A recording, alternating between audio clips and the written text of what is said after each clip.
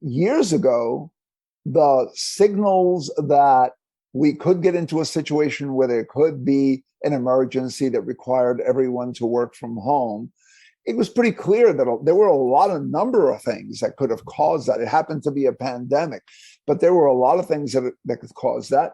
The technologies to be able to do that were available. So we didn't have a pandemic plan, to me, sounds more like an excuse of poor leadership. Welcome to You Belong in the C-Suite podcast. You are ambitious in life and in your career, but something is missing. You want to bring more of your passion to what you do. Because let's be honest, you pour a ton into your work, and it needs to mean more. I'm your host, Laura Eigel. I'm a mom, wife, PhD, coach, advocate, introvert, and indoor rowing fanatic. I'm passionate about living a life that's in line with my values. We'll give you the actionable tips and tools you need to lead with your values, make a difference, and have career success. The world needs more diversity and authenticity in the top jobs at organizations. Your leadership belongs there. You belong in the C-Suite.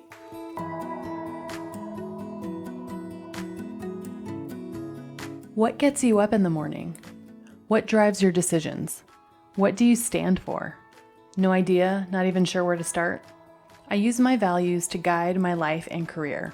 It's the basis of how I've built boundaries for myself and stuck to them. Are you ready to dig into what matters to you? Go to thecatchgroup.com to download your free values worksheet.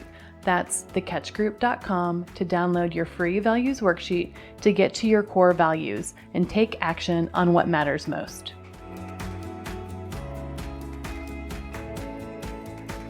Welcome to this week's episode of the You Belong in the C-Suite podcast. I had the pleasure to talk to Joe Santana. Joe is the chairman of the CDO Power Circle and the creator and host of the ERG Power Talk podcast.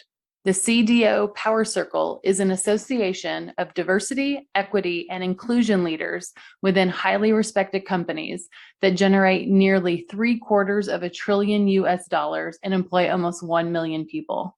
The CDO Power Circle helps these member organizations develop visionary diversity leaders at all levels within their companies. Joe's also a futurist and a published author. His discussions aren't just about old best practices. His discussions are about future insights that take leaders to a whole new level of thinking and learning.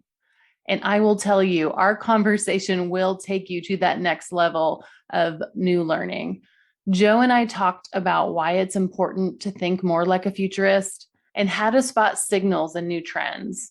We also talked about how to become a CEO's trusted advisor to influence, even if you don't report directly to the CEO. Joe's answers are wrapped in dynamic stories, stats, and facts that draw on his years of research and interviews contained in his new book, The New DEI and ERG Frontier. I can't wait for you to learn from him. Let's get started.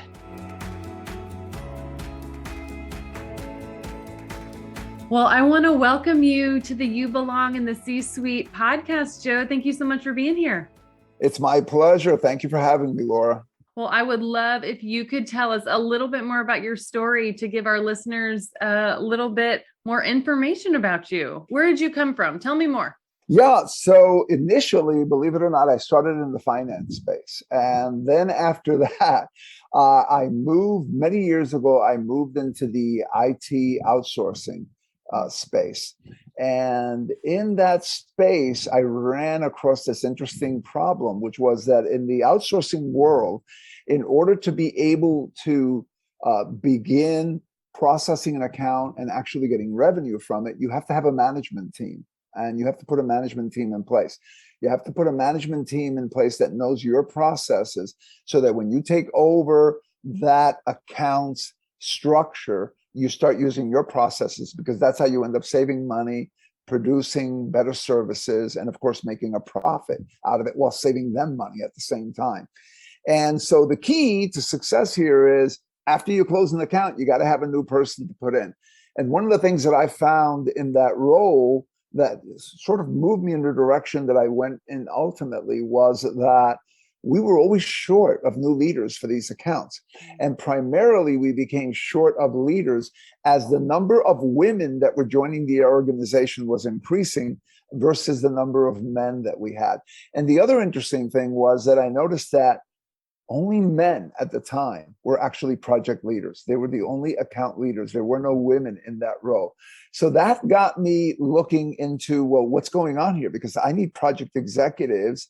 Otherwise, my client who's waiting for me to start delivering might get a little sour on me and go to their number two candidate. Or at best, I'm going to end up losing revenue that I could realize this year until I'm able to get that account properly managed and operationalized. So I started looking into what was going on. I made an interesting discovery. And that discovery was that 90% of the men that came into the organization came in as technicians, the guys with the screwdrivers who fix the computers, or they came in as programmers. Whereas most of the women that were coming into the organization were coming in either in logistics, people who ordered the parts or made sure that things got to where they needed to get to, or they were in the help desk, which is where they took care of people who called in who had problems. And in order for someone to become a leader, they had to know both sides. They had to know the whole equation of how our process worked. And there was a really rock solid training program that taught people that were technical, of which 90% were men, the logistics side of the business and the administrative side. There was no corresponding program that taught someone who came up through the logistic and administrative side what some of the highlights were of the technical side. So the men had a really long ladder because they were able to get that full picture. The women had a short ladder because they were mostly coming to the side that did not have a ready-made path to that next level of leadership. And so we put that path in place, and we ended up then bringing more women into roles of leadership. In fact, one of those women took my place when I left that role. And so she became the person that was in charge of the entire New York, New Jersey, and Connecticut area, which used to be my territory.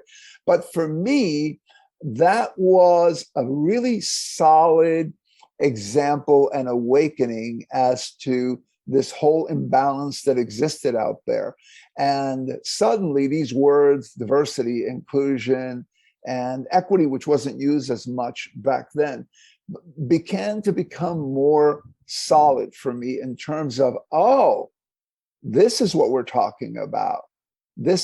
We've probably been experiencing this in different ways, but now I have sort of a picture in my mind that there are systems that are set up to support one group of people that are not equally set up to support another group of people. And that tends to result in disparities. And those can be corrected. And I got involved in doing a lot of that work. That work turned out to be a real boon to the company for that particular territory. So when the company decided that they were going to have a full-blown DEI initiative across the entire country, they decided rather than to go the usual route, which is to pick someone who's from recruiting or HR to head it up, they were going to go with somebody who was on the business side. That turned out to be me. I happily accepted it. And then I served as a diversity officer for the company for a number of years and built most of the architecture of the systems that they still have in place and have been building on top of.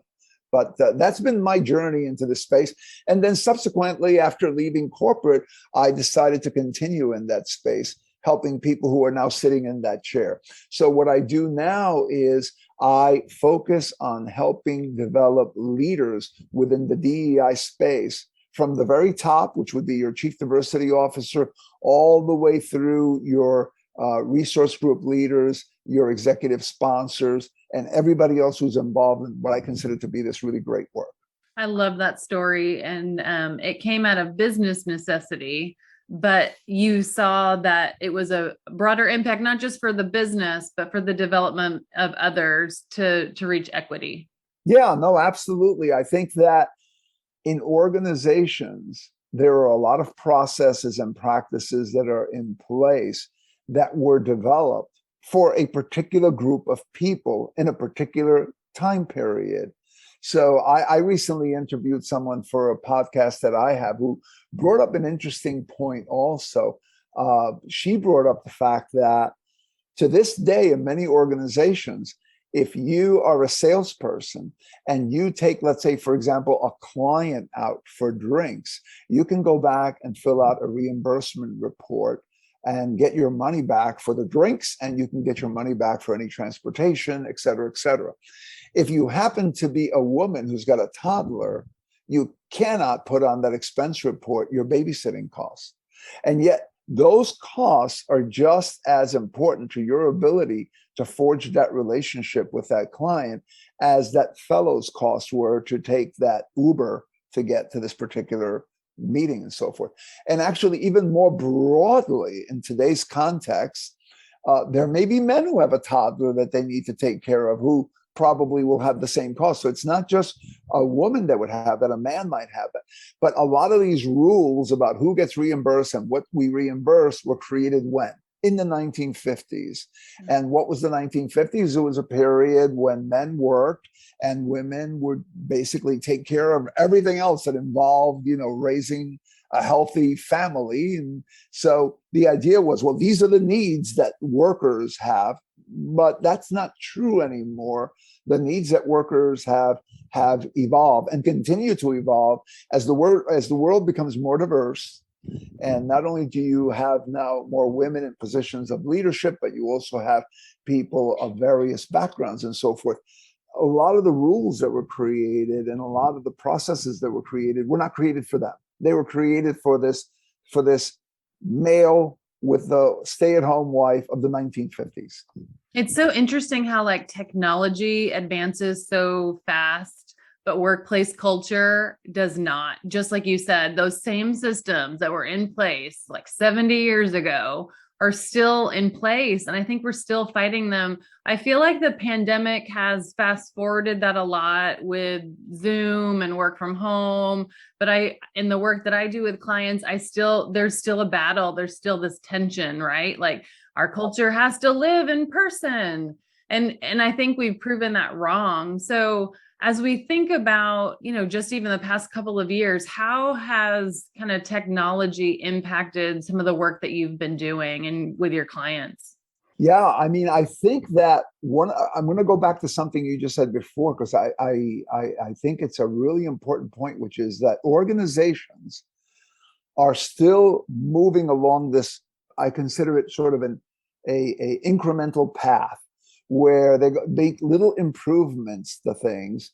And they'll say, well, now we're going to include, let's say, for example, in the past, they didn't include certain benefits. And now they're going to include pet care because whatever reason, right? Or we're going to include this other benefit here. We're going to include this other thing here. Or right now, the rage is talking about hybrid work.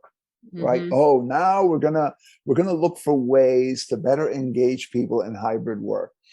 And I think that the challenges that I've seen organizations face as a result of this incremental path that they're on, which is sort of the conservative, we're gonna take our best practice and improve it a little bit to address this new thing. This is becoming more and more of a liability as we move into the future because the changes that are happening are not incremental, they're exponential.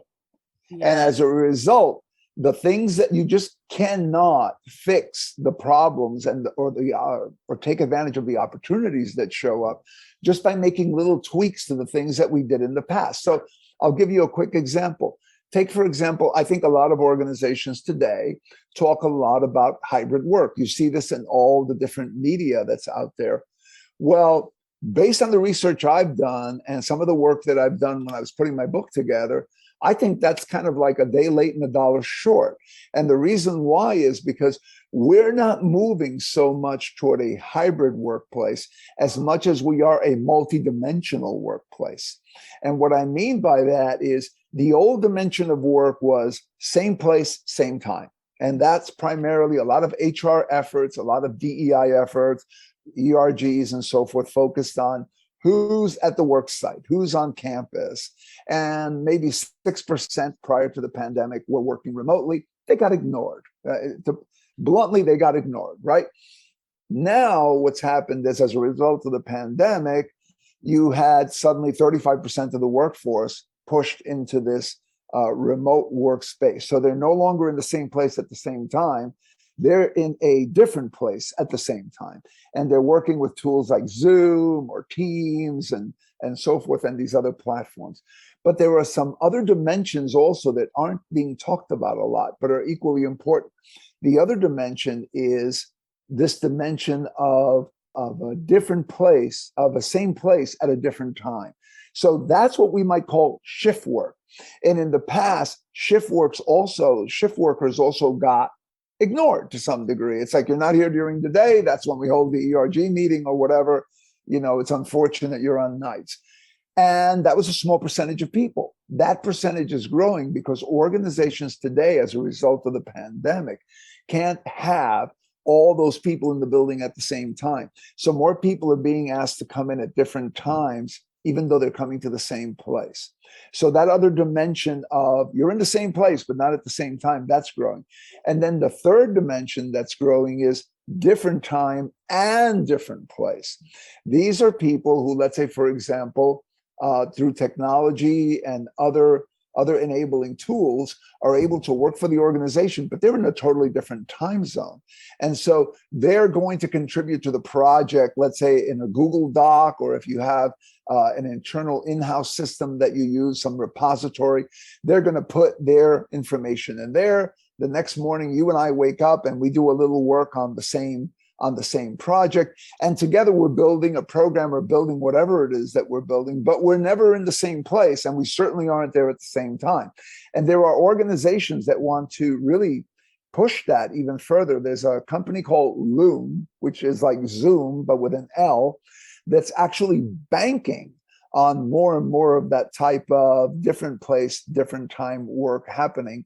And they've gotten some hefty money from venture capitalists. They have over 1 million subscribers already. So clearly the money believes that this is going to be something that's going to grow.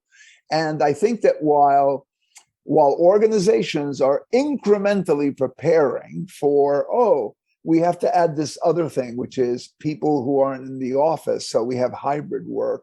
What they're missing the boat on is that we're speeding toward a multidimensional workforce.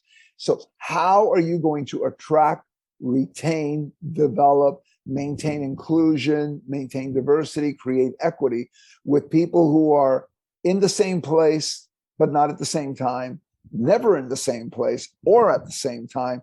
And then to add to that, we have Mark Zuckerberg's announcement of the metaverse, which I tend to think of as, being a little bit of a sci-fi fan, as a wormhole that ties together the other 4 dimensions. Okay. Because you can literally go in there with a pair of goggles and gloves and interact as if you were in the same place. You could leave work behind that somebody else can come and pick up from that place later on. So it kind of links the different pieces together. And right now, what's the conversation? Hybrid work, $1 short, day late. Yeah, I love that visual of the 4th dimension, because it's asynchronous work. It's still building connection. And that's what people want. And there are companies that are doing it, but there are more companies that are not. That is correct. And this exponential growth is going to continue to speed up. The slowest day that we ever experienced happened yesterday. The future is not going to slow down for us. A lot of organizations that are waiting for things to go back to normal are thinking of normal as being what they experienced in the past. That is not normal. What's normal is what's happening now and what's going to be happening in the future. And one of the analogies that I use for what leaders need to do in organizations, DEI leaders, ERG leaders, but it also goes for business leaders, is you have to set up your organization and yourself with sort of the metaphorical qualities of a Major League Baseball hitter. So a Major League Baseball hitter stands at home plate with a bat, and the pitcher is over at a mound 60 and a half feet away. And if that pitcher throws a fastball, that ball is moving at 350 milliseconds. So it's going to close the distance between that 60 and a half feet and where that batter is in just that short period of time. Now, let's look at the human mechanics of what that hitter is facing. It takes that baseball hitter, it takes them about 200 or some odd milliseconds just to realize the ball left the pitcher's hand and it's coming toward me. That's how long it takes to do that. It takes another several milliseconds for the brain to communicate to the body, swing or don't swing. So they're left with like 25 to 50 milliseconds to make a decision, which is literally physically impossible, because if you try to think of that, of what we're talking about in terms of how fast that ball closes that distance, that's the speed at which we blink, right? So at the speed at which we blink is left the glove and the ball is already here. So how do they do it? And the way that they do it is that major league hitters who are really good at this, who hit, 30% of the time they hit the ball, slam it out of the park. They have better than average vision. They have like 29, 20/13. So these people have great visual acuity, and they also have what's called very good stereoscopic visual acuity. So, if you've ever held an object away from your face and you close one eye and then the other, it looks like it goes closer and further. Well, the distance between those two is the difference between your acuity in each eye. These people have acuity that's so good that the object looks almost at the same distance, regardless of what eye they use. So they have the ability to see details in that mound that's 60.5 feet away from them in terms of how that baseball pitcher is setting up and what kind of pitch, and is that going to be a fastball that they're winding up for. The other thing that they have is they have more than the sort of Malcolm Gladwell 10,000 hours of experience. They've played balls, probably minor league, and before that when they were kids and so forth. So they've got enough experience and can communicate quickly enough inside their own brain network what kind of pitch is coming at them by that experience and how the pitcher is setting up. And that's what gives them that little teeny weeny millisecond advantage that they need to be able to make that decision to either swing if it's within the frame that they need it to be, or not swing so that they don't get a strike. Organizations need to start developing some of the metaphorical equivalents of those qualities. One is the need to be able to look out and to see signals that are happening and to determine what the secondary and tertiary effects of those signals are going to be and how they need to prepare their organizations to be able to handle those. And they also need to have communication set up amongst their various groups, not only their senior leadership, but all the people they have in the organization, so that they can efficiently decide very quickly, what is this that's coming at us? How do we respond to it in the most effective way? The old way of saying, well, let's see what it is. Let's take our time. Let's call my friend and ask them what their best practice is. Let's pilot it. Let's pilot it. Let's try it out. Let's not move too quickly. That's the road to failure.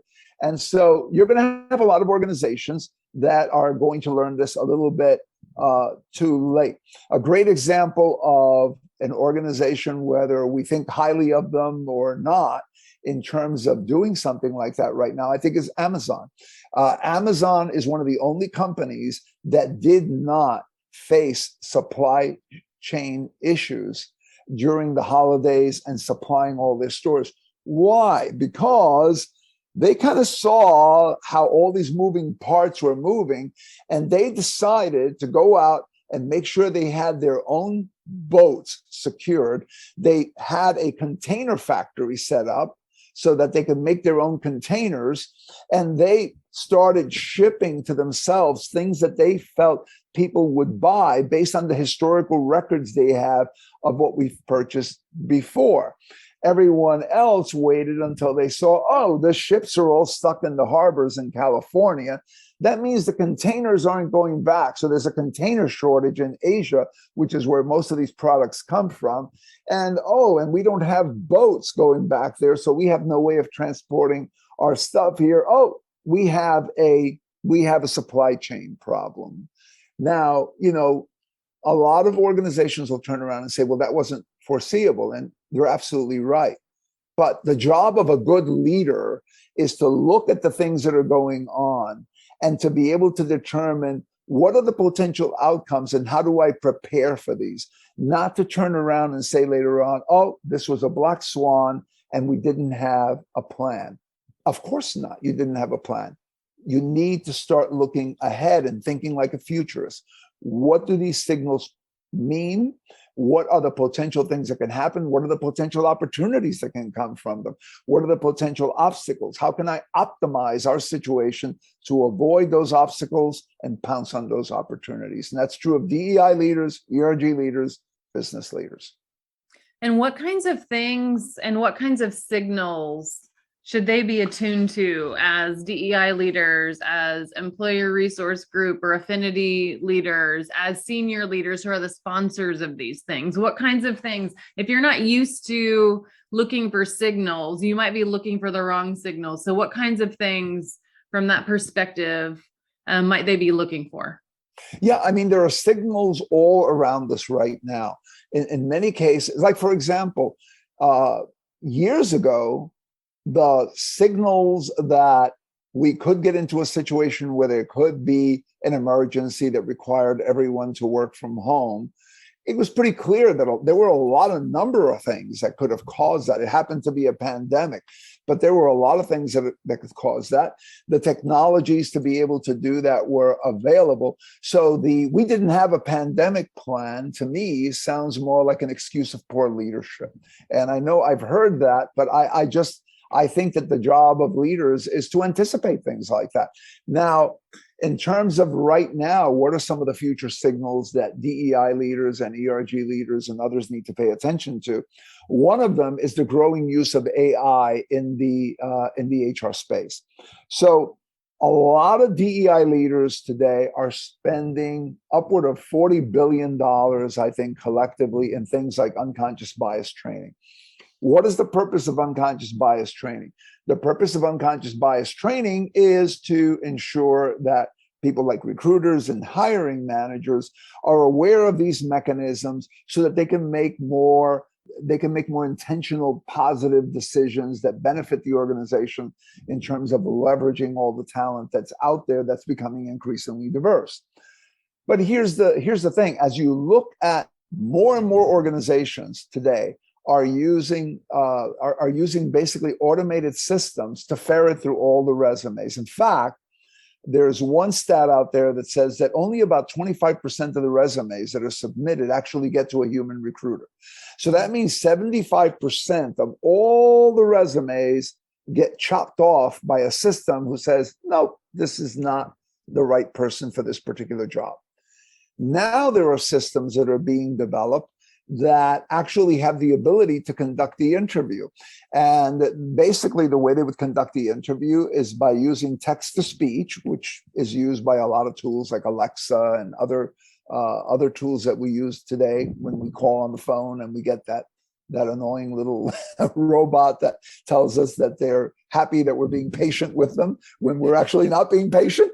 But they use that and a series of questions, right? And now that bot can actually interview the person. The person can be videotaped while they're being interviewed. And then that videotape can be put through another program that then analyzes everything from eye movement to coloration of skin in terms of, are you blushing? Are you flushed? Do you look comfortable? Voice, not only voice, the usage of words, but also tension in your voice or the lack of tension in your voice. It can use all of that to make determinations about you. And so let's say that 25% of the people that are getting through the initial resume scanning robot, now only 25% of them get through the chatbot interview robot. That means that about 6.25% of all the people that apply for a job, somewhere in that neighborhood, are the ones that actually get to a human being. And that human being who has all this, unconscious bias training. But the bulk of the people who were candidates for this got eliminated by the system. And we know from all the different stories and research that's out there, these systems are not bias free. There is bias as the people who create them. There is bias as the historical data that's used to train them. There is bias as the people who use them. And so, in fact, it was interesting. I did a study where I actually asked HR people if they thought that diversity, inclusion, and equity would be improved by the use of artificial intelligence, whether it would be hampered by the use of artificial intelligence, or if it depended on how it was managed. I got a 63% response that said that they thought it would be improved. And these were senior people within the practice, right?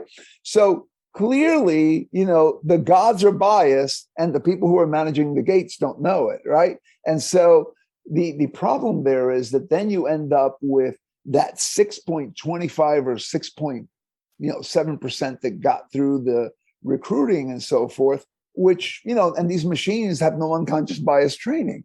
So what's that going to do to that effort? It's going to take it backwards unless people that are involved in DEI start getting involved in these systems, involved in the training of the system, involved in interrogating, well, why does it make that particular choice? And that has to be a continuous process because there is no one and done with any of this. Amazon tried to fix a system that they used for recruiting that showed a bias against women. And the reason why? Because the historical data they used to train it showed that men succeeded in Amazon more than women did. The system didn't take that as being sort of like this little side thing. It took it as being a very important feature that you have to look for, right? So maleness was important. They tried everything to blind the system to this, not putting in the gender of the person in the resume, not putting in, certain. The system would find ways to identify the women. It was either maybe some little thing like it says captain of the female tennis club, boom, it went to the dead pile, right? So these systems, unless they're managed appropriately, can introduce, early 1900s bias back. In the meantime, what are we doing? We're spending $40 billion in training the recruiters who have less and less to do with who the final slate is, and training the hiring managers who are even further downstream, while upstream machines are being put into place. To me, that's an important signal to start paying attention to. And there are, of course, others, but I think that's one of the things that we need to start paying attention to. Doesn't mean stop doing what you're doing, but it means start paying attention to what's going on upstream and start focusing on that as well, so that you can head that off before it becomes a disaster. Oh my goodness. I love your stories and I love the concrete examples. I mean, this idea that technology is more objective is a fallacy, right? Yeah. So that is a perfect example of how, DEI leaders, executives can be asking these questions. How is this developed? Because it's interesting. So the bigger companies, the companies that are investing in all this technology, especially in recruiting, might be more biased than a small company that has zero technology in recruiting. That is correct. And then you've got all these other layers. Like, for example, there are all these other signals. Like, I'll give you an example of another one. In 2019, in Japan, a company called Ori Labs started this experiment with a cafe. They literally invited people to come to a cafe and to have tea, coffee, little bites to eat, and chat with their servers. And, that was great, except none of the servers were physically there. What they had was these avatar robots, which are more like cobots. They're not run by AI, but they're run by pilots who in many cases were miles away from where the cafe was located. They were bedridden. Some of them had various types of physical challenges and disabilities that made it impossible for them to leave their beds and their rooms. And yet, from that distance, they were able to operate as pilots, these robots. One robot was attached to the table. The other robots were mobile. The robot that was mobile would bring a person to their table. The robot that was fixed would then take their order. One of the mobile robots would then go pick up the order, all run by these pilots, like drones. Mm-hmm. And they would bring the order back to the person. And then the person that was on the other side of that could see the person in the cafe and could chat with them. And they could have like this regular, comfortable conversation. It was done primarily by using a piece of software that sat on the machine used by the pilot and Wi-Fi connections inside the robot that allowed the robot to be able to be controlled through this wireless network. Okay, it took exactly less than a year. I think the experiment was in June, and by the following year in 2020, or the experiment was in September of 2019, and by June of 2020, they actually had in Tokyo a working cafe. So think about the speed that went from lab to practice. It's almost like, think about our vaccine. It took 3 decades to develop the flu vaccine. The original flu appeared in 1919. The vaccine came around in the 40s, right? COVID-19, in just 300 days, it went from lab to jab. So this was very similar. It went from lab, right, where they had these robots and they were testing them, to now they've got this cafe in Tokyo and they're opening more of them around the world. Okay, that you can look at that and say like, wow, that's wonderful. So you have servers now that can serve even though they're bedridden. But actually it can mean a lot more. It means that a server doesn't even have to be in the same country as the cafe where they're serving, because Wi-Fi can connect you to anywhere. So now you've got international reach for people who basically had jobs that were considered the kind of jobs where you have to be in the same place at the same time. The other thing is that why limit it to cafe servers? What about warehouse workers? What about truck drivers? What about, and you can keep on going through the list of different things. And so the question then becomes, how are we set up as an organization? And how are we set up if we're a DEI leader or an ERG leader to be able to actually spread our tent and our umbrella around people who are now going to be working at jobs that traditionally were considered to be jobs where you have to be there, who can now do it from any country in the world and could do God knows how many different types of jobs that today are considered to be off limits to anyone who isn't physically present in the same place. And it also takes out of the equation, if you keep thinking about this a bit, it takes out of the equation the whole idea of, well, to be a warehouse worker, you got to be this big burly guy that can lift these boxes. Well, the robot's lifting the boxes. All you're doing is moving joysticks around. So now that's no longer a factor either.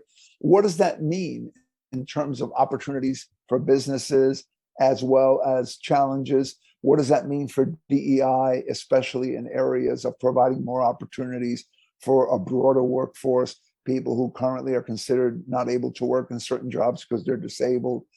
I mean, it opens up a whole new set of opportunities. And one more thing, Laura, that I'll add in there is, and this is not a technical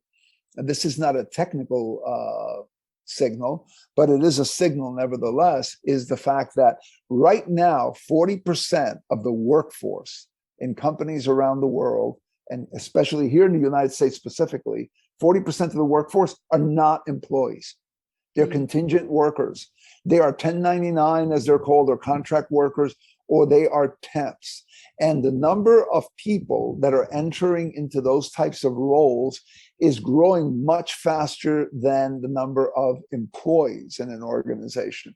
So there again comes another question. If you look at this signal, how are organizations whose DEI and HR practices are set up around the model of the employee is the nucleus, or maybe even the entire company, how are those organizations going to attract, engage, leverage, provide inclusion, provide equity, provide the right balance of diversity in a workforce where half or more than half of the people that are part of your value chain to your clients are not employees? They are these contingent workers. And they could be working from anywhere in the world. They could be nomads that just travel from one place to the other, or they could be living in a far off city and working on what now is called a digital visa that allows you to live in one country and work in another country. And so how ready are organizations for that? And as they're getting ready for that, the pitcher, in our baseball analogy, is winding up for the next throw. So it cannot be incremental change anymore. Leaders, DEI leaders, ERG leaders, and business leaders have to start looking higher up and looking further out at these signals and determining what's coming at them so that they can adequately then pilot their efforts in the right direction. I love those examples of signals and this idea that it has to be exponential. So if you're at a company as a head of DEI or in an HR position or a leader of an ERG or an executive that's really trying to kind of leapfrog to exponential instead of incremental, how can we influence the people that are going to make these decisions, the people with the purse strings, so CEO, executives, and how do you do that in the organization where sometimes, head of DEI doesn't have line of sight directly to CEO? I think more often they are now. I'd love to get your perspective on that. How do you influence? And then where are you even seeing kind of head of DEI sitting in organizations these days? Yeah, it's really interesting. I mean, the head of DEI tends to sit in HR for one reason and one reason only, and it goes right back to what we were talking about in the beginning. In the very early days when this role was first formed, which was formed after a lot of turbulence that happened in the 60s and the various groups, and when the role was first formed, its focus was on increasing the recruiting of people who are underrepresented. That was the primary focus. And so it sat in HR because it was considered to be sort of like an HR support function. Over the years, a lot of people who are in the DEI space have been called upon and enlisted into various other parts of the organization. So you have DEI leaders that are involved with supply chain. You've got DEI leaders that are involved in interfacing with the organization's clients or patients if they're in a hospital. You have DEI leaders that are involved in all of these different things. But for the most part, because traditionally it sat in the HR space, in the bulk of them are still reporting on a hard line to HR and dotted lines to other people in the organization. DEI is and has been for a while now actually a senior management or a management practice that really transcends HR. HR, the focus of HR is the people side of the equation, which is how do we engage and bring in the best people, et cetera, et cetera.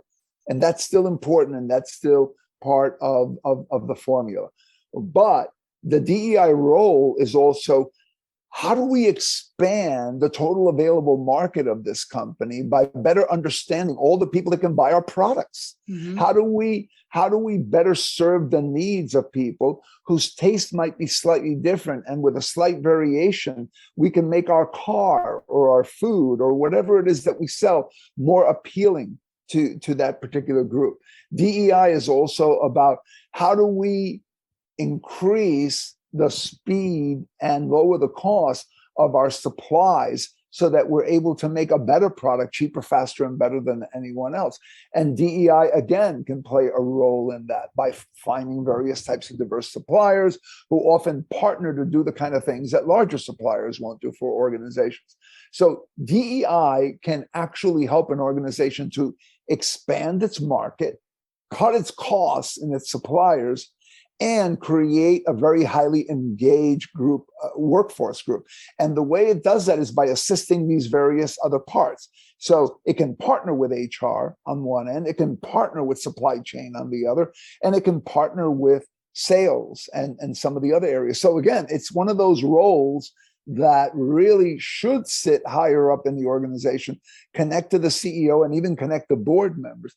But the reality of it is that today it doesn't, and it doesn't for the same reason as other things are the way they are, because traditionally this is where it's sat, and organizations tend to change very slowly. So what I tell DEI leaders is this: It's wonderful if you can work your way up to that C-suite and report to your CEO. But in the immediate, the one thing that you should focus on the most is becoming a trusted advisor. And you don't necessarily need a title to be, you don't need to have a title to be a trusted advisor. You don't need to have a title or any of those to achieve that. What you do need to have is two things. Number one, you need to have the trust of that executive that your actions are in the best interest of the organization and of the things that they're targeting or their goals. And the other is that you have the capability to come through, that you have the ability. So it's both, I trust you and I believe you can do this. And the way that you build that in an organization, the way that you build that is by demonstrating your competence in that area. And to me, DEI leaders today and ERG leaders have a wonderful opportunity to gain that trusted advisor status, regardless of where they sit in the hierarchy of the organization, by looking at these signals and beginning to present ideas about, hey, here's where we are, here's where we're going.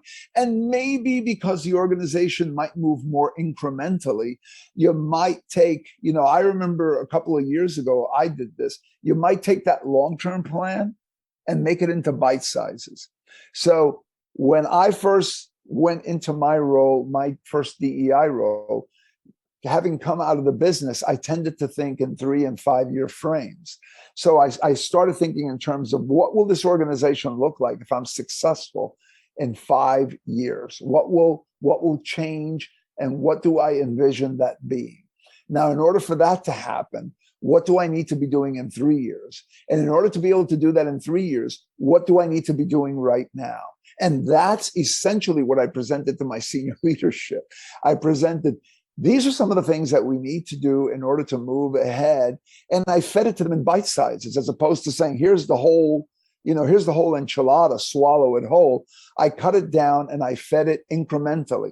So I think that really savvy DEI leaders and savvy ERG leaders can leverage this moment and their experience in looking at what's going on in the DEI world with some of the things that are going on around us to begin to help the organization to steer in that direction. And depending on the organization's appetite for being farsighted or maybe a little more nearsighted, presented either in big bite sizes or presented in smaller bite sizes.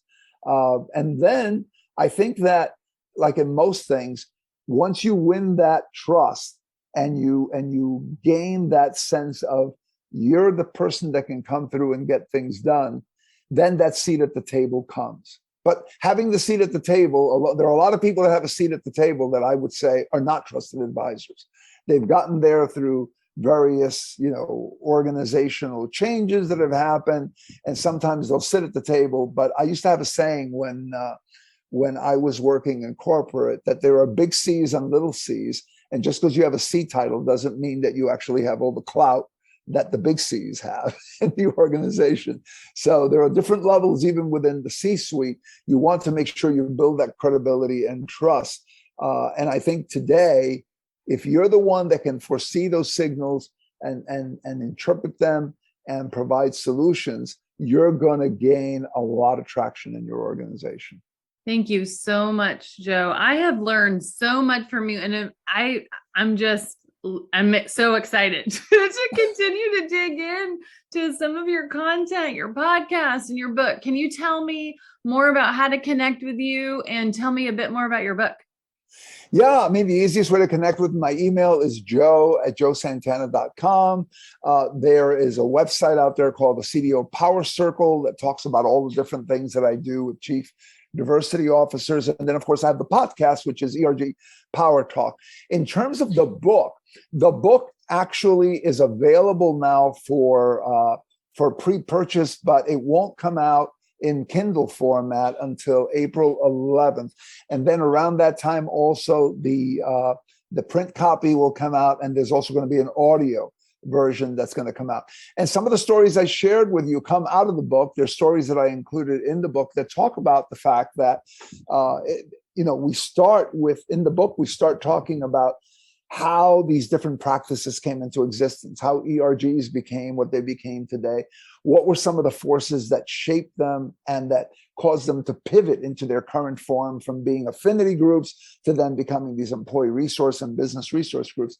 And then from there, it takes off into what are we becoming now? If we look at all these different signals, what is it that we need to become? And I share a lot of different signals in the book of technologies and other practices and customs and behaviors that are changing. And then I offer 10 tips for CDOs to get their organizations ready so that they can take advantage of these changes and pounce on the opportunities, avoid the obstacles, and 10 tips for the ERG. So that's what the book does. One more thing that I have that you could find at my ERG Power Talk podcast website is if you go to ergpowertalk.com, in the very first page, there's also a link there. And you can click on that link and it'll take you to a free assessment, and it's your future readiness assessment. And it's for ERGs to determine how ready they are for all these changes that are coming in 2022 as we move further into the year, 2023, and even faster and faster as we move into 24 all the way into 2031. So they can basically, that's a free resource that they can go in there. The podcast also episodes are all a free resource with a lot of great guests. So they can feel free to browse and use as they see fit. Awesome. Thank you so much for sharing your thought leadership today. It's such a pleasure to be connected with you and to be in conversation and discussion with you. I learned so much and I took so many notes, and I cannot wait for your book to come out, and I'm going to dig into it. So thank you so much, Joe. I hope you have a really great rest of your day. Thank you so much, Laura. I appreciate being here, and I loved your questions. So thanks again for having me.